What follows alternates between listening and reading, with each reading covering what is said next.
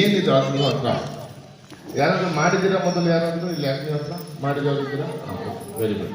ಕೆಲವು ಜನ ಇದ್ದಾರೆ. Very good. ಓಕೆ. ಅಗ್ನಿಹೋತ್ರ ಎಂಬ ಒಂದು ಇದು ಹೇಳುವವರು ಇದ್ದಾರೆ.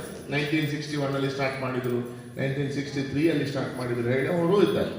ಸೊ ನಾವು ಅವ್ರಿಗೆಲ್ಲರಿಗೂ ರೆಸ್ಪೆಕ್ಟ್ ಕೊಡ್ತೀವಿ. ಯಾಕಂದ್ರೆ ಯಾರೇ ಸ್ಟಾರ್ಟ್ ಮಾಡಿರ್ಲಿ, ಯಾರೇ ಅದನ್ನು ಮುಂದಕ್ಕೆ ತಗೊಂಡೋಗಿರ್ಲಿ, ಯಾಕಂದ್ರೆ ಅಂತ ಮನುಷ್ಯರು ಮುಂದಕ್ಕೆ ತಗೊಂಡು ಹೋದ ಕಾರಣ ಇವತ್ತು ನಮಗೆ ಅಗ್ನಿಹೋತ್ರ ಎಂಬುದ ಒಂದು ಸೈನ್ಸ್ ಇದೆ.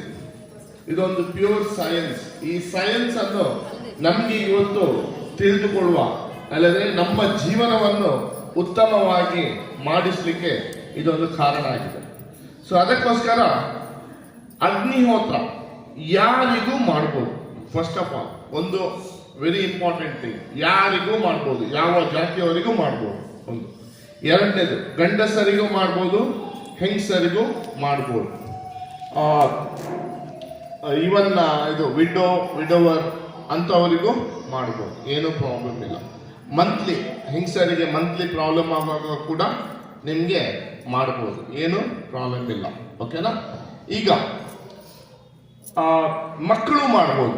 5 ವರ್ಷ 6 ವರ್ಷ ಚಿಕ್ಕ ಮಕ್ಕಳು ಪ್ರೊನೌನ್ಸಿಯೇಷನ್ ಚೆನ್ನಾಗಿ ಬರಬೇಕು. ಅಂದರೆ ಆ ಸಂಸ್ಕೃತದಲ್ಲಿ ಒಂದು ಮಂತ್ರ ಇದೆ. ಸೊ ಸಂಸ್ಕೃತದ ಮಂತ್ರವನ್ನು ಹೇಳಲಿಕ್ಕೆ ಬೆಳಿಗ್ಗೆ ಒಂದು ಮಂತ್ರ, ಸಂಜೆಗೆ ಒಂದು ಮಂತ್ರ. ಬೆಳಿಗ್ಗೆ ಸೂರ್ಯ ಮತ್ತೆ ಪ್ರಜಾಪತಿ, ಓಕೆ. ಸಂಜೆಗೆ ಅದು ಅಗ್ನಿಯೇ ಮತ್ತೆ ಪ್ರಜಾಪತಿ. ಸೊ ಹಿಂಗೆ 2 ಮಂತ್ರ ಇರುತ್ತೆ. ಬೆಳಗಿನ ಮಂತ್ರ ಬೇರೆ, ಸಂಜೆನ ಅಂದ್ರೆ ಈವ್ನಿಂಗ್ ಮಂತ್ರ ಬೇರೆ. ಈಗ timing very very important. Okay, ಯಾರಿಗೂ ಮಾಡ್ಬೋದು ಹೇಳಿದ್ದೀನಿ, ಆದರೆ ಯಾವ ಟೈಮಲ್ಲಿ ಕೂಡ ಮಾಡಲಿಕ್ಕಿಲ್ಲ.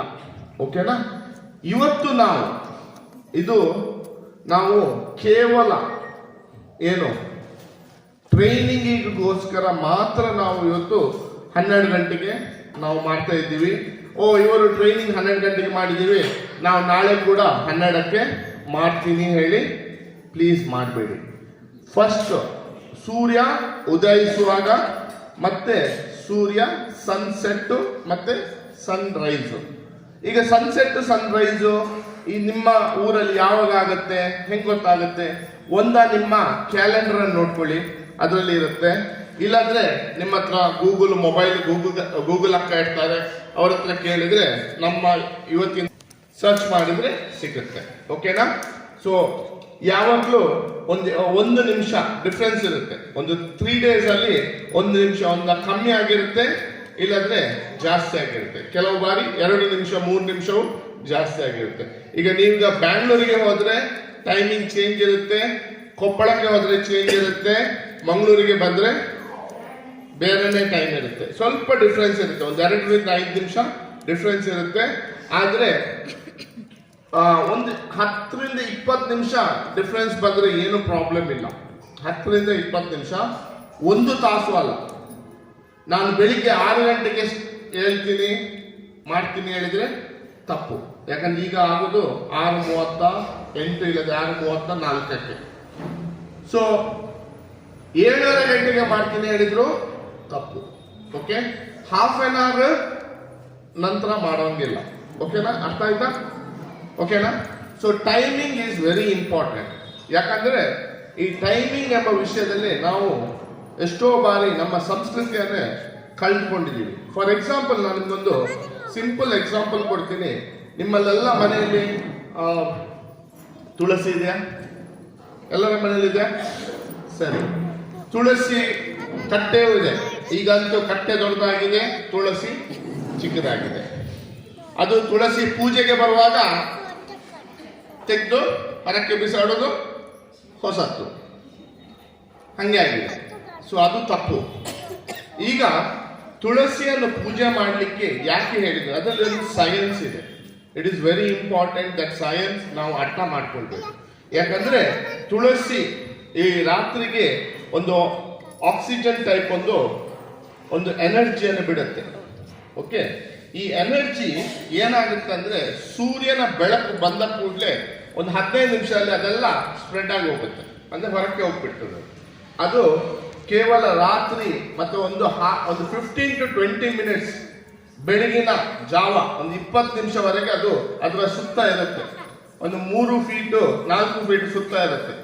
ಅದಕ್ಕೆ ಇದನ್ನು ನಮ್ಮ ಹಿರಿಯರು ಕಲ್ತ್ಕೊಂಡು ಅದಕ್ಕೋಸ್ಕರ ನೀವು ಎಸ್ಪೆಷಲಿ ಯಾರೆಲ್ಲ ಮದುವೆ ಆದ ಹೆಂಗಸರು ಹೋಗಿ ಅದಕ್ಕೆ 1-2-3 ಸುತ್ತ ಹೊರಟು ಒಂದು ದೀಪ ಹಚ್ಚಿ ಬನ್ನಿ ಹೇಳಿ ಅದನ್ನೊಂದು ಶಾಸ್ತ್ರ ಹೇಳಿ ಮಾಡಿದರು. ಆದ್ರೆ ಏನಾಯ್ತು, ಇದು ನಮ್ಗೆ ಜಳಕ ಇಂಪಾರ್ಟೆಂಟ್ ಆಯ್ತು, ಅಂದ್ರೆ ಸ್ನಾನ. ಕರೆಕ್ಟಾ? ಎಷ್ಟೋ ಬಾರಿ ಏಳೋದು ಲೇಟ್ ಆಗುತ್ತೆ, ಗಂಡ ಮಕ್ಕಳನ್ನು ತಿಂಡಿ ಮಾಡಿ ಕೊಟ್ಟು ಕಳಿಸ್ಬೇಕು, ಎಲ್ಲಾ ಕೆಲಸ ಆಗುವಾಗ 10 ಗಂಟೆ ಆಗುತ್ತೆ. ಮತ್ತೆ ಜಳಕ ಮಾಡ್ಕೊಂಡು ಬಂದು ಮತ್ತೆ 11 ಗಂಟೆ 12 ಗಂಟೆಗೆ ಡಂಗ ಡಂಗ ಡಂಗ ಹೇಳಿ ಪೂಜೆ ಶುರು ಆಗುತ್ತೆ. ನಮ್ಮನೆ ಹತ್ತಿರ ಒಂದು ಕಡೆ ಹೋಗ್ತಿದೆ, ನಾನು ಆಫೀಸಿಗೆ ಹೆಚ್ಚಾಗಿ ನಾನು 11 ಆಗುತ್ತೆ. ನಾನೆಲ್ಲ ಮನೆಯಲ್ಲಿ ನಮ್ಮದು ಹೆಚ್ಚಾಗಿ ನನ್ನ ಮೊಬೈಲಲ್ಲೇ ಕೆಲಸ ಆಗ್ತಾ ಇರುತ್ತೆ. ಸೊ ಅದೆಲ್ಲ ಆದ್ಮೇಲೆ ನಾನು ಆಫೀಸಿಗೆ 11 ಗಂಟೆಗೆ ಹೋಗುವಾಗ ಒಂದು ನೆಕ್ಸ್ಟ್ 3 ಸ್ಟೇಜ್ ಆಚೆ ಅವರು ದಂಗ್ ದಂಗ್ ದಂಗ ಆಗ್ತಾ ಇರುತ್ತೆ. ನಮ್ಮ ಹತ್ತಿರ ಅಂತೂ ಎಲ್ಲರಿಗೀಗ ನಾವು ಹೇಳಿಕೊಟ್ಟಿದ್ದ ಕಾರಣ ಎಲ್ಲರೂ ಕರೆಕ್ಟ್ ಆಗಿ ಫಸ್ಟ್ ಅಗ್ನಿ ತುಳಸಿಯ ಎದುರಿಗೆ ಹೋಗಿ ಬ್ರೀತ್ ಮಾಡ್ತಾರೆ. ಈಗ ಯಾಕೆ ಇದು ಬೇಕು? ಯಾಕಂದ್ರೆ ಎಸ್ಪೆಷಲಿ ಲೇಡೀಸ್ ಗರ್ಭಕೋಶ ಇದರಲ್ಲಿ ಸ್ಟ್ರಾಂಗ್ ಆಗುತ್ತೆ. ಅದಕ್ಕೋಸ್ಕರ ಇದು ವೆರಿ ವೆರಿ ಇಂಪಾರ್ಟೆಂಟ್. ಅದಕ್ಕೆ ಮದುವೆ ಆದ ಹೆಂಗಸರಿಗೆ ನೀವು ಅಲ್ಲಿ ಹೋಗಿ ಹೇಳಿದ್ದು ಅದಕ್ಕೋಸ್ಕರ. ಈಗಂತೂ ತುಳಸಿ 11 ಗಂಟೆ ಆಗಿದೆ, 12 ಗಂಟೆ ಆಗಿದೆ, ಮತ್ತೆ 30-35 ವರ್ಷ ಪ್ರಾಯ ಆಗ್ತಾ ಇಲ್ಲ. ಆಸ್ಪತ್ರೆಗೆ ಹೋದ್ರೆ ಬದನೆಕಾಯಿ ಕಟ್ ಮಾಡಿದಾಗೆ ಗರ್ಭಕೋಶ ಕಟ್ ಮಾಡೋದು, ತೆಗೆದು ಬಿಸಾಕ್ಬಿಡೋದು ಕಾಮನ್ ಆಗ್ಬಿಟ್ಟಿದೆ. ನಮ್ಮಲ್ಲಂತೂ ಮಂಗಳೂರಲ್ಲಂತೂ ಬಹಳ ಕಾಮನ್ ಆಗಿದೆ, ಇಲ್ಲಿ ಗೊತ್ತಿಲ್ಲ. ಆದ್ರೆ ಅರ್ಥ ಮಾಡ್ಕೊಳ್ಳಿ, ಇದು ನಮ್ಮ ದೇಹ ಇದೆಯಲ್ಲ, ಇದು ನಮಗೆ ದೇವರು ಕೊಟ್ಟ ಒಂದು ಗಿಫ್ಟು. ಅದನ್ನು ನಾವು ಚೆನ್ನಾಗಿ ಇಟ್ಕೊಳ್ಬೇಕು. ಯಾಕಂದ್ರೆ ಇದು ಲೈಫ್ ಲಾಂಗ್ ವ್ಯಾರಂಟಿ ಬಂದ ಗಿಫ್ಟ್. ಇದು ನಮ್ಮ mixer grinder 1 year warranty, 2 years warranty ಹಂಗಲ್ಲ. ಇದು full life from birth till death ನಮ್ಮೊಟ್ಟಿಗೆ ಎಲ್ಲಾ ಪಾಠಗಳು ಇರುತ್ತೆ. ನಾವೇ ತಪ್ಪು ಮಾಡಿಕೊಂಡು ಅದನ್ನು ಕಳ್ಕೊಳ್ಳುವಂತ ಒಂದು ವಿಷಯ ಬಂದೋಗಿದೆ. ಆ ಕಾರಣದಿಂದ ನಮ್ಮಲ್ಲಿರುವ ಈ ಸೈನ್ಸ್ ಅನ್ನು ನಾವು ಯಾವಾಗ ಅರ್ಥ ಮಾಡ್ಕೊಳ್ತೀವಿ ಆಗ ನಮ್ಗೆ ನಮ್ಮನ್ನು ನಾವೇ ಚಿಕಿತ್ಸೆ ಪಡುವಂಥದ್ದು ಆಗತ್ತೆ. ನಾನಂತೂ ಆಲ್ಮೋಸ್ಟ್ ಈಗ ಒಂದು 14-15 years ಆಯ್ತು. ನಾನು ಯಾವ ಡಾಕ್ಟರ್ ಹತ್ರ ಹೋಗಲ್ಲ, ಯಾವ ಪಿಲ್ಸ್ ತಗೊಳ್ಳಲ್ಲ, ಯಾವ ಮೆಡಿಸಿನ್ಸ್ ತಗೊಳ್ಳಲ್ಲ. BP, ಶುಗರ್, ಕಣ್ಣು, ದೃಷ್ಟಿ ಪ್ರಾಬ್ಲಮ್ ಯಾವುದಿಲ್ಲ. 49 ವರ್ಷ ಪ್ರಾಯ ಆಗಿದೆ. ನಾನು ತುಂಬಾ ಚಿಕ್ಕದಿರುವಾಗ ಒಂದು 10 ವರ್ಷ ಮತ್ಸರ ಮತ್ತೆ ಈ ಬಾಯಿಯಿಂದ ಬರುವ ಮಾತುಗಳು ಬಹಳ ಇಂಪಾರ್ಟೆಂಟ್. ನಾವು ಅರ್ಥ ಮಾಡ್ಕೊಳ್ಳೋ ವಿಷಯ ಏನಂದ್ರೆ, ನಮ್ಮ ಬಾಯಿಂದ ಹೊರಕ್ಕೆ ಈಗ ಮೇಡಮ್ನವರು 2 ಸುಮ್ಮನೆ ಒಂದು ಸುಳ್ಳು ಹೇಳಿದ್ರು. ಅರ್ಥ ಮಾಡ್ಕೊಳ್ಳಿ, ನೀವು ಅವು 2 ಅಲ್ಲ ಎಷ್ಟು ಹೇಳ್ತೀರಾ ಗೊತ್ತಿಲ್ಲ. ಆ ಒಂದು ಸುಳ್ಳಿಂದ ಅಷ್ಟು ಎನರ್ಜಿ ಡೌನ್ ಆಯ್ತು. ಕೈ ನೋಡ್ಕೊಂಡಿದ್ದೀರಾ, ಒಂದು ಸುಳ್ಳು, ಬಾಯಿಂದ ಹೊರಗೆ ಬಂದ ಒಂದು ಸುಳ್ಳು. ಆದ್ರೆ ನಿಮ್ಗೆ ಅರ್ಥ ಮಾಡ್ಕೊಳ್ಳೋ ವಿಷಯ ಏನಂದ್ರೆ, ನಿಮ್ಮ ಎನರ್ಜಿ ಒಂದು ಡೌನ್ ಆಯ್ತು. 2ನೇದು ಈ ಬಾಯಿಂದ ಹೊರಗೆ ಬಂದ ನೀವು ಕೆಟ್ಟ ಮಾತು ಇರ್ಬೋದು, ಸುಳ್ಳು ಇರ್ಬೋದು, ಏನೋ ಇರ್ಬೋದು, ಅದು ಇಲ್ಲೇ ಉಳಿಯುತ್ತೆ. ಅಂದ್ರೆ ನೀವು ಮನೆ ಒಳಗೇನೆ ಅದು ಅಲ್ಲೇ ಉಳಿಯುತ್ತೆ, ಅದು ಹೊರಕ್ಕೆ ಹೋಗಲ್ಲ. ಯಾವಾಗ ನಾವು ಅಗ್ನಿಹೋತ್ರ ಮಾಡ್ತೀವಿ ಆಗ ಮಾತ್ರ ಅದು ಡಿಸ್ಇಂಟಿಗ್ರೇಟ್ ಆಗುತ್ತೆ, ಅಂದ್ರೆ ಅದು ಬರ್ನ್ಔಟ್ ಆಗುತ್ತೆ. ಆ ಕಾರಣದಿಂದ ಎಷ್ಟೋ ಬಾರಿ ನಾವು ಕೇಳುವಾಗ, ಎಸ್ಪೆಷಲಿ ಗಂಡಸರ ಹತ್ರ ಕೇಳುವಾಗ, ನನಗೆ ಮನೆಗೆ ಹೋಗ್ಲಿಕ್ಕೆ ಇಷ್ಟ ಇಲ್ಲ ಹೇಳಿ ಎಷ್ಟೋ ಗಂಡಸರು ಹೇಳುವುದಿಲ್ಲ, ನಾವು ಕೇಳ್ಕೊಂಡಿದ್ದೀವಿ. ಆದ್ರೆ ಯಾವಾಗ ಅಗ್ನಿಹೋತ್ರ ಮಾಡ್ತೀರಿ, ನೀವು ಬಿಲೀವ್ ಮೀ, ಮೊನ್ನೆ ಒಂದು ಹೆಂಗಸು ಇವತ್ತು ಸಂಜೆಗೆ ಹೋಗುವ ಒಂದು ಅನ್ನಿಗೆರೆ ಎಂಬ ಒಂದು ಅಲ್ಲಿಗೆ ಮೇನ್ ರೀಸನ್, ಆ ಹೆಂಗಸು 1 ವಾರದಿಂದ ಅಗ್ನಿಹೋತ್ರ ಮಾಡ್ಲಿಕ್ಕೆ ಶುರು ಮಾಡಿದ್ದಾರೆ. ಹೋದ ವಾರ ಲಾಸ್ಟ್ ವೀಕ್ ಅಂದ್ರೆ ಊರಿಡೀ ಹೇಳ್ಕೊಂಡು ಬಂತು. ಎಲ್ಲರೂ ಹೇಳ್ಕೊಂಡು ಬಂದು ಅಲ್ಲಿ ಒಬ್ರು ಸ್ವಾಮೀಜಿ ಅವರು ಅದನ್ನು ಕೇಳಿಕೊಂಡು, ಹಾಗಾದ್ರೆ ನಾವು ಕೂಡ ನಮ್ಮ ಊರಲ್ಲಿ ಮಾಡೋಣ ಹೇಳಿ ಅವರು ಇನಿಷಿಯೇಟ್ ತಗೊಂಡು ಈಗ ನಾವು ಹೋಗ್ತಿದ್ದೀವಿ ಸಂಜೆಗೆ. ಎಷ್ಟು ಚೇಂಜಸ್ ನೋಡಿ, ಎಷ್ಟು ಬ್ಯೂಟಿಫುಲ್ ಚೇಂಜಸ್ ನೋಡಿ. ಊರೇ ಚೇಂಜ್ ಆಗ್ತಾ ಇದೆ. ಮಠದಲ್ಲಿ ಮಾಡಿಸ್ತಾ ಇದ್ದಾರೆ.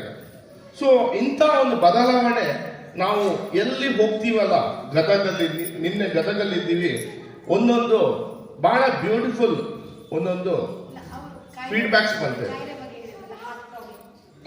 ಒಬ್ರು ನಿನ್ನೆ ಒಬ್ರು ಒಂದು ಫೀಡ್ಬ್ಯಾಕ್ ಹೇಳಿದ್ರು. ಅವರು ಸೈನ್ಸ್ ಟೀಚರ್ ಅಂತೆ. ಅವ್ರು ಏನು ಹೇಳಿದ್ರು ನಮ್ಗೆ ಗೊತ್ತಿರಲಿಲ್ಲ ಇದು. ಅವರಿಗೆ ಅವರು ಅಗ್ನಿಹೋತ್ರ ಮಾಡ್ತಾ ಇದ್ದಾರೆ. ಅವರಿಗೆ ಒಬ್ರು ಅವರ ನೇಬರ್ ಯಾರೋ ಒಬ್ರು ಅವರಿಗೆ ಆಕ್ಸಿಡೆಂಟ್ ಆಗಿ ICU ಇದ್ರಂತೆ. ಈ ಮನೆ ಹೆಂಗಸು ಅಗ್ನಿಹೋತ್ರ ಮಾಡಿ ಅದರಲ್ಲಿ ಬರುವ ಇದಿದೆಯಲ್ಲ ಭಸ್ಮ ಬೂದಿ, ಅದನ್ನು ಇದಕ್ಕೆ ಹಾಕಿ ನೀರಿಗೆ ಹಾಕಿ ಅದನ್ನು ಕುಡಿಸಿ ಕೇವಲ 1 ವಾರದಲ್ಲಿ ಅವರು ರಿಕವರಿ ಆಗಿ ಈಗ ಜೀವನ ಮಾಡ್ತಿದ್ದಾರೆ ಹೇಳಿ ಒಬ್ಬರು ಸೈನ್ಸ್ ಟೀಚರ್ ಅಂತ ಹೇಳಿದರು. ಬಹಳ ಖುಷಿ ಆಯ್ತು. ನಮ್ಗೂ ಗೊತ್ತಿರಲಿಲ್ಲ ಇಂಥದ್ದೆಲ್ಲ ಬದಲಾವಣೆ ಆಗುತ್ತೆ ಹೇಳಿ. ಅಂದ್ರೆ ನಾವು ಬಹಳಷ್ಟು ಕೇಳಿದ್ದೇವೆ.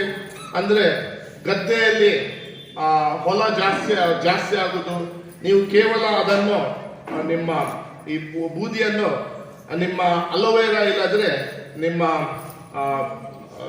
ಕೊಬ್ಬರಿ ಎಣ್ಣೆ ಕೋಕೋನಟ್ ಆಯಿಲ್ ಮಿಕ್ಸ್ಚರ್ ಮಾಡಿ ಮುಖಕ್ಕೆ ಹಚ್ಚಿದ್ರೆ ಪಿಂಪಲ್ಲು, ಯಾವ್ದಾದ್ರು ಸ್ಕಿನ್ ಡಿಸೀಸ್ ಎಲ್ಲ ಚೆನ್ನಾಗಿ ಆಗುತ್ತೆ. ಸ್ನಾನ ಮಾಡುವಾಗ ಒಂದು ಸ್ಪೂನ್ ಬಕೆಟ್ಗೆ ಹಾಕಿ ಸ್ನಾನ ಮಾಡಿದ್ರೆ ಚೆನ್ನಾಗಿ ಆಗುತ್ತೆ. ಇಂಥದ್ದೆಲ್ಲ ನಾವು ನೋಡ್ಕೊಂಡಿದ್ದೇವೆ. ಆದ್ರೆ ಇದು ಫಸ್ಟ್ ಟೈಮ್ ಕೇಳಿದ್ದು. ನಾವು ನೋಡ್ಬೇಕು, ಟ್ರೈ ಔಟ್ ಮಾಡಬೇಕು. ಈಗ ಅರ್ಥ ಮಾಡಿಕೊಳ್ಳೋ ವಿಷಯ ಏನಂದ್ರೆ ಪಾಸಿಟಿವ್ ಎನರ್ಜಿ ಮನೆ ಒಳಗೆ ಚೇಂಜ್ ಆಗುತ್ತೆ. ಈಗ ನಿಮ್ಮ ನೇಬರ್ಸ್ ಒಟ್ಟಿಗೆ ಏನೋ ನಿಮ್ಮೊಟ್ಟಿಗೆ ಚೆನ್ನಾಗಿಲ್ಲ, ಹೊರಗಡೆ ಮಾಡಿ, ನೋ ಪ್ರಾಬ್ಲಮ್. ಬ್ಯಾಲ್ಕನಿಯಲ್ಲಿ ಹೋಗಿ ಮಾಡಿ, ನೋ ಪ್ರಾಬ್ಲಮ್. ಅವನು ಚೆನ್ನಾಗಿ ಆಗ್ತಾನೆ. ಓಕೆನಾ? ಬೆಡ್ರೂಮ್ ಅಲ್ಲಿ ಏನೋ ಒಂದು ಫೈಟ್ ಆಯ್ತು, ಬೆಡ್ರೂಮ್ ಅಲ್ಲಿ ಮಾಡಿ. ಕಿಚನ್ ಅಲ್ಲಿ ಏನೋ ನೀವು ಮಾತಾಡ್ಕೊಂಡಿದ್ದೀರಾ ಫೋನಲ್ಲಿ, ಅಲ್ಲಿ ಮಾಡಿ. ಎಲ್ಲಿ ಕೂಡ ಮಾಡ್ಬೋದು, ಅಬ್ಸಲ್ಯೂಟ್ಲಿ ನೋ ಪ್ರಾಬ್ಲಮ್. ಯಾವ ರೂಮಲ್ಲಿ ಕೂಡ ಮಾಡ್ಬೋದು, ಅಬ್ಸಲ್ಯೂಟ್ಲಿ ನೋ ಪ್ರಾಬ್ಲಮ್. ಆದರೆ ನಾವು ಫೇಸ್ ಮಾಡೋದು ಬೆಳಿಗ್ಗೆ ಸೂರ್ಯ ಉದಯಿಸುವ ದಿಕ್ಕು ಅಂದ್ರೆ ಈಸ್ಟ್,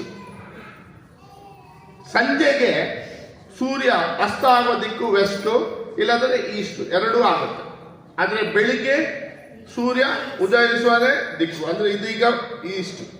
ಸೊ ಅದಕ್ಕೆ ನೀವು ಬರುವಾಗ ಹಿಂಗೆ ಕೂತಿದ್ದೀರಾ, ಮತ್ತೆ ನೀವು ಈಸ್ಟಿಗೆ ತಿರುಗಿಯೇ ನಾವು ನಮ್ಮ ಅಗ್ನಿಹೋತ್ರ ಮಾಡೋಣ. ಅದು ಒಂದು ಬಹಳ ಒಂದು ಬ್ಯೂಟಿಫುಲ್. ನಿಮ್ಮಂತೂ ಬಹಳ ಚೆನ್ನಾಗಿದೆ. ನಿನ್ನೆ ಒಬ್ಬರು ಹೇಳಿದ್ರು ತಮ್ಮ ಮನೆ ಎದುರಲ್ಲಿ ರೋಡ್ ಚೆನ್ನಾಗಿರ್ಲಿಲ್ಲ ಅಂತ. 6 ತಿಂಗಳಾಗಿದೆ ರೋಡ್ ಚೆನ್ನಾಗಿರ್ಲಿಲ್ಲ ಹೇಳಿ ಹೊರಕ್ಕೆ ಬಂದು ಅಗ್ನಿಹೋತ್ರ ಮಾಡಿದ್ರು. ಕೇವಲ 4 ದಿವಸದಲ್ಲಿ ಸಾಧಾರಣ 1-1.5 ವರ್ಷ ಎಷ್ಟೋ ಹೇಳಿದ್ರು ಗೊತ್ತಿಲ್ಲ, ಎಷ್ಟೋ ವರ್ಷದಿಂದ ಹಂಗೆ ಇತ್ತಂತೆ ರೋಡು. 4 ದಿವಸದಲ್ಲಿ ಡಾಮರ್ ಹಾಕಿ ರೆಡಿ ಮಾಡಿ ಕೊಟ್ಟಿದ್ದಾರೆ ಅಂತ. ಇದನ್ನು ವರ್ಲ್ಡ್ಗೆ ತಗೊಂಡು ಹೋಗ್ಬೇಕು, ಇಡೀ ಭೂಮಿಗೆ ತಗೊಂಡು ಹೋಗ್ಬೇಕು ಹೇಳಿ 1 ಲಕ್ಷ ಟಾರ್ಗೆಟ್ ಇಟ್ಕೊಂಡಿದ್ದೇವೆ. ನಿನ್ನೆ ನಮ್ಗೊಂದು ಎನ್ಕ್ವೈರಿ ಬಂತು. ನೀವು ಹೇಳಿದ್ರೆ ನಂಬಲಿಕ್ಕಿಲ್ಲ. ನಮ್ಮ ಕಿಟ್ ಸಪ್ಲೈ ಮಾಡುವ ಹೇಳಿದ ಅವನಿಗೆ ಜರ್ಮನಿ ಮತ್ತೆ ಇನ್ನೊಂದು ದೇಶ, 2 ದೇಶದಿಂದ, ಫ್ರಾನ್ಸ್ ಮತ್ತೆ ಜರ್ಮನಿ ಇರ್ಬೇಕು, 2 ದೇಶದಿಂದ US ಕಿಟ್ ಸಪ್ಲೈ ಮಾಡ್ತಾನೆ. ಅವ ಹೇಳಿದಂತೆ ನಮ್ಮ ಭಾರತ ದೇಶದಲ್ಲಿ 11,000 ನಾವು ಇದು ವರ್ಲ್ಡ್ ರೆಕಾರ್ಡ್ ಮಾಡ್ತಿದ್ದೇವೆ. ಅದನ್ನು ಕೇಳಿ ಅವರು ನಮ್ಗೆ ನಂಬರ್ ಕೊಡಿ, ನಾವು ಬರ್ತೀವಿ 11,000 ಅಷ್ಟು ಎನರ್ಜಿ ಬಿಲ್ಡಪ್ ಆಗೋದು ನಮಗೂ ನೋಡ್ಬೇಕು ಹೇಳಿ. ಅವರಿಗೆ ಗೊತ್ತಿದೆ, ನಮ್ಗೆ ಗೊತ್ತಿಲ್ಲ. ನಾವು ಬರ್ತೀವಿ ಹೇಳಿ ನಮ್ಮ ನಂಬರ್ ತಗೊಂಡು ಇಮೇಲ್ ಎಲ್ಲ ತಗೊಂಡಿದ್ದಾರಂತ ನೋಡಿ. ಯಾವ್ದಾ ದೇಶದಲ್ಲಿ ಕೂತ್ಕೊಂಡು ಅಗ್ನಿಹೋತ್ರ ಮಾಡಿಕೊಂಡು ಅದರ ಬೆನಿಫಿಟ್ ತಗೊಳ್ತಾ ಇದ್ದಾರೆ. ನಮ್ಮ ದೇಶದಲ್ಲಿ ನಮ್ಮ ಫಾರ್ಮರ್ಸ್ಗೆ ಗೊತ್ತಿಲ್ಲ. ನಮ್ಮ ಫಾರ್ಮರ್ಸ್ ಕೆಮಿಕಲ್ ಹಾಕಿ ಬೆಳೆಸ್ತಾ ಇದ್ದಾರೆ. ಅಗ್ನಿಹೋತ್ರದ ಇದೆಯಲ್ಲ ಯಾವುದು ನಿಮ್ಗೆ ಬರುವಂತದ್ದು. ನಾನು ಭಸ್ಮವನ್ನು 7 ವರ್ಷ ಹಿಂದೆ ನನ್ನ ಮನೆಯ ಸೈಡ್ ಅಲ್ಲಿ ನಾವೊಂದು ಮನೆ ಶಿಫ್ಟ್ ಮಾಡಿದೆವು. ಸೈಡ್ ಅಲ್ಲಿ ಒಂದು ಖಾಲಿ ಜಾಗ, ಏನಿಲ್ಲ, ಬರಡು ಜಾಗ ಪ್ಲಸ್ ಕನ್ಸ್ಟ್ರಕ್ಷನ್ ಮೆಟೀರಿಯಲ್ ಎಲ್ಲ ಇತ್ತಲ್ಲಿ, ಎಲ್ಲ ಕಲ್ಲು ಮಣ್ಣೆಲ್ಲ ಇತ್ತು. ತಗೊಂಡೋಗಿ ಅದರ ಮೇಲೆ ಹಾಕಿದೆ, ಒಂದು 10 ಬಾಳೆ ಗಿಡ ನೆಟ್ಬಿಟ್ಟೆ, ಬೂದಿ ಹಾಕಿ 10 ಬಾಳೆ ಗಿಡ ನೆಟ್ಬಿಟ್ಟೆ. ಇವತ್ತು ಬಂದು ನೋಡಿ ಬಹಳ ದೊಡ್ಡ ಒಂದು ಬ್ಯೂಟಿಫುಲ್ ತೋಟ ಆಗಿಬಿಟ್ಟಿದೆ. ಬ್ಯೂಟಿಫುಲ್, ಯಾರು ನಂಬಕ್ಕೆ ಸಾಧ್ಯ ಇಲ್ಲ, ಅಷ್ಟು ಚೆನ್ನಾಗಿ ಗ್ರೀನ್ ಅದು. So this is possible. So ನಿಮಗೆ ದನ ಕರು ಇದ್ರೆ ಹಟ್ಟಿಯಲ್ಲಿ ಮಾಡಿ, ಮೊನ್ನೆ ಒಂದು ಫೀಡ್ಬ್ಯಾಕ್ ಇತ್ತು, ಅವರ ಹಸು ಹಾಲು ಕೊಡ್ತಾ ಇರಲಿಲ್ಲ ಅಂತ. ಟೈಮು ಮಾಡ್ಬೋದು ಆದ್ರೆ ಮಾಡಬೇಕು.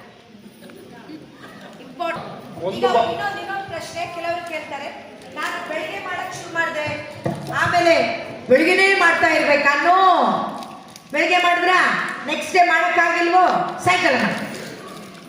Okay, yes. ಟೈಮಿಂಗ್ ಸೂರ್ಯ ಅಸ್ತ ಆಗುವ ಟೈಮ್ ನಿಮ್ಮ ಗೂಗಲ್ ಅಲ್ಲಿ ಸರ್ಚ್ ಮಾಡಿ.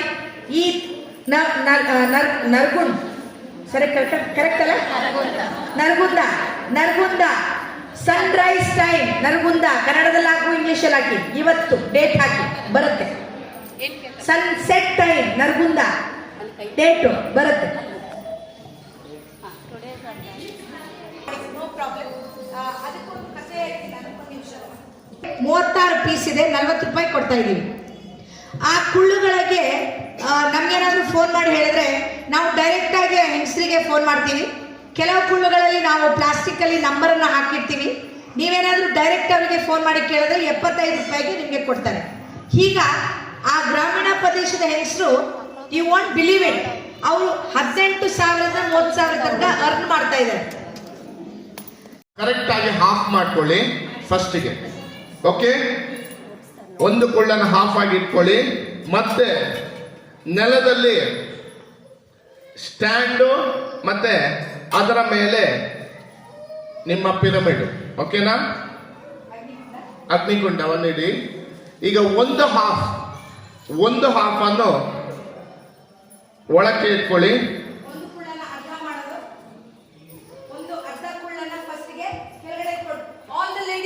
ಮಾಡಿ, ನಮ್ಗೆ ಕೇಳುವಂತ ಶಕ್ತಿ ಸ್ವಲ್ಪ ಕಡಿಮೆ. ತುಟ್ಟು ಮಾಡಾಕ್ತೀರಾ ಮತ್ತೆ. 6,000 ಜನರಿಗೆ ಟ್ರೈನಿಂಗ್ ಮಾಡಿದೀವಿ, ಅದಕ್ಕೆ ಹೇಳ್ತಾ ಇದ್ದೀನಿ. ತುಂಬಾ ಚಿಕ್ಕ ತುಂಡು ಮಾಡಬೇಡಿ, ಕೇವಲ 3 ಮಾತ್ರ ತೆಗೀರಿ. ಫಸ್ಟ್ ಒಂದನ್ನ ಅರ್ಧ, ಫುಲ್ ಅರ್ಧ. ಪಕ್ಕದವ್ರು ನೋಡ್ಲೇಬೇಡಿ, ಕಾಪಿ ಹಿಡಿದು ಫೇಲ್ ಆಗಬೇಡಿ. ಅವ್ರು ಮಾಡಿದ್ರೆ ಹಿಂಗೆ ನೋಡಿ ಸುಮ್ಮನೆ. Okay, yes. ಈಗ ನಾವೀಗ ತುಪ್ಪ ಮತ್ತೆ ಅಕ್ಕಿ ಈಗಲೇ ಹಾಕ್ತೀವಿ. ನಿಮಗೆ ನಿಮ್ಮ ಪ್ಯಾಕೆಟ್ ಒಳಗಡೆ ಇದೆ ಇದು. ಈ ಪ್ಯಾಕು ಮತ್ತೆ ಅಕ್ಕಿ ಇದೆ.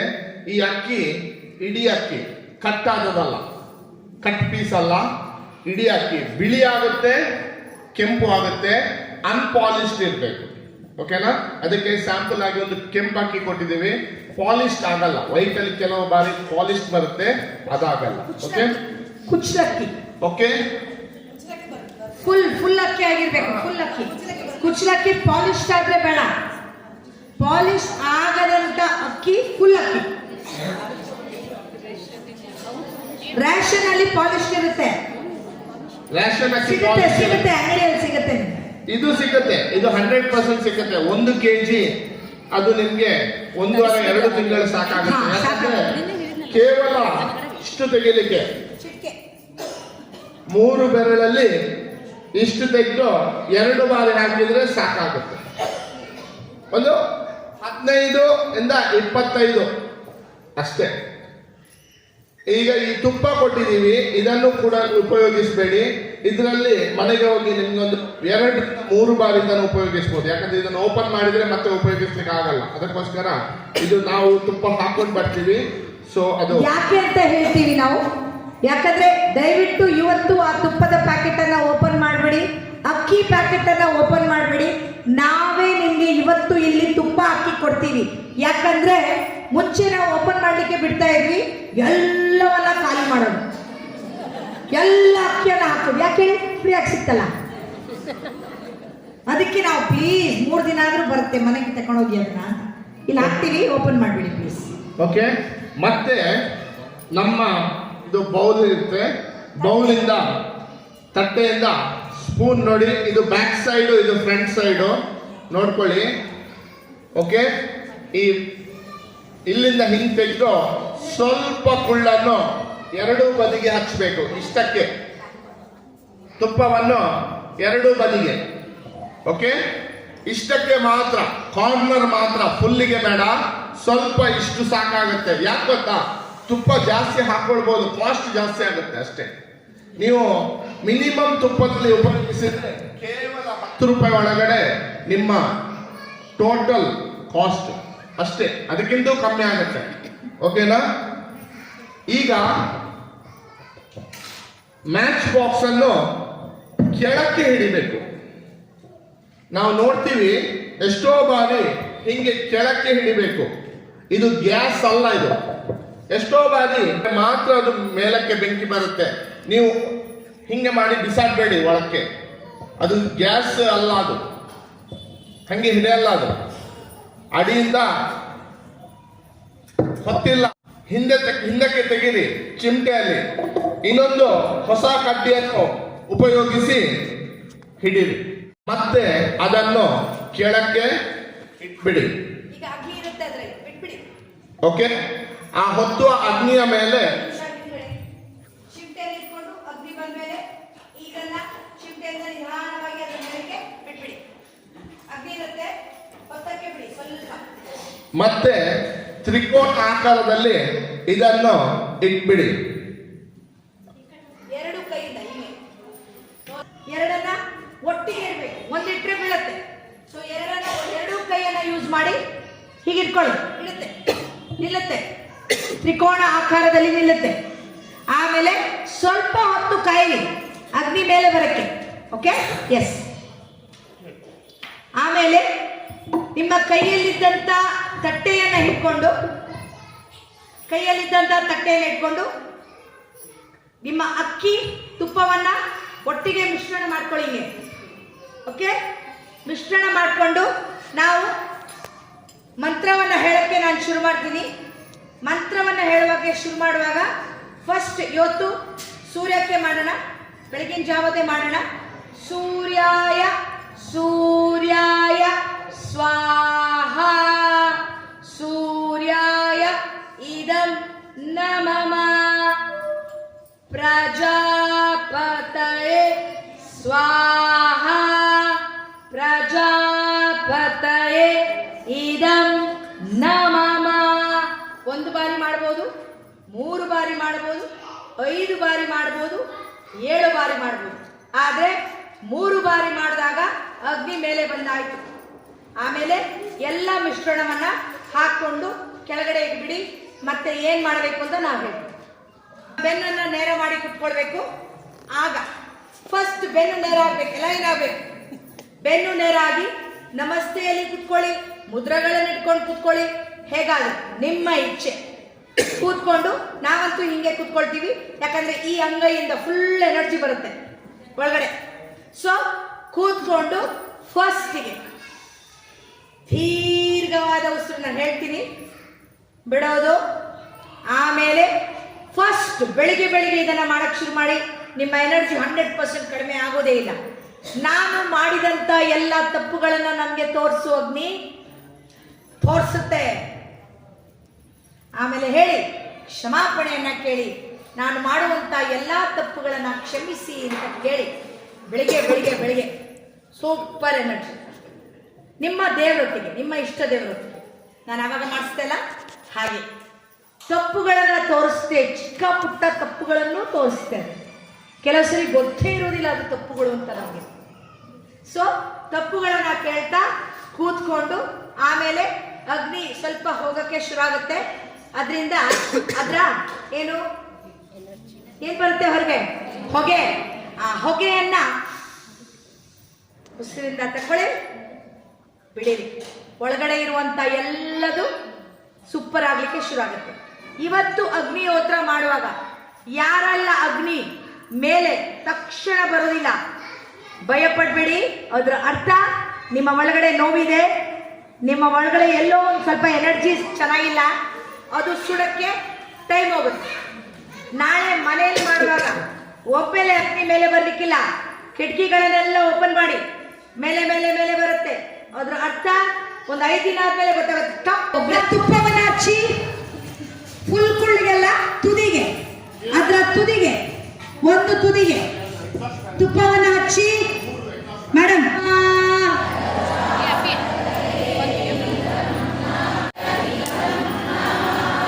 ಪ್ರಜಾಪತಯೇ ಸ್ವಾಹ,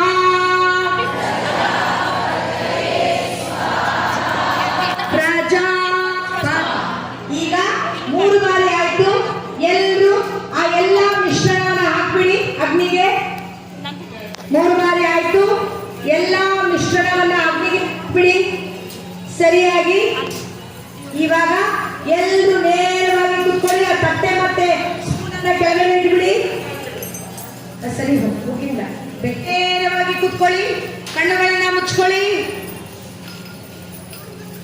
ಕಣ್ಣುಗಳನ್ನ ಮುಚ್ಕೊಳ್ಳಿ. ಕನ್ನಡಕ ಹಾಕಿದವರು ಕನ್ನಡಕವನ್ನ ತೆಗೀರಿ.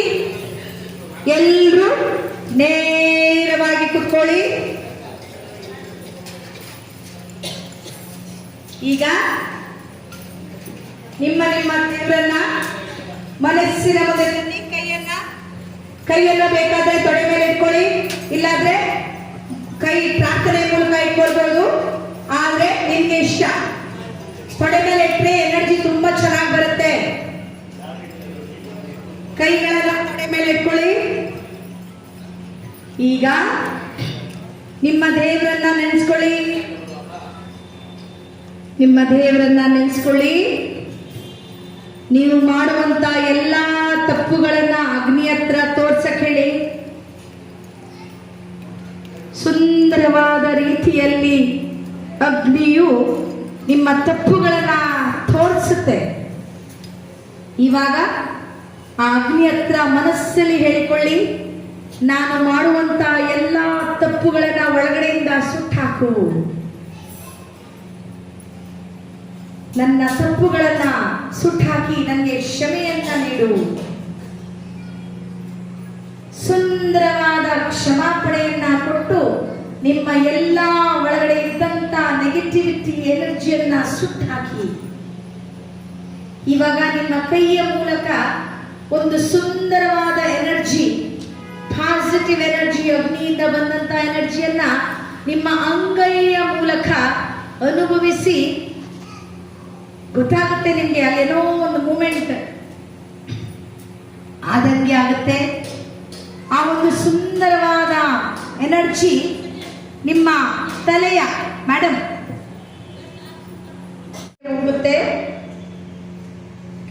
ಆ ಒಂದು ಸುಂದರವಾದ ಎನರ್ಜಿಯನ್ನ ಅನುಭವಿಸಿ ಕೈಯ ಮೂಲಕ. ಈಗ ಈ ಒಂದು ಸುಂದರವಾದ ವಾತಾವರಣದಲ್ಲಿ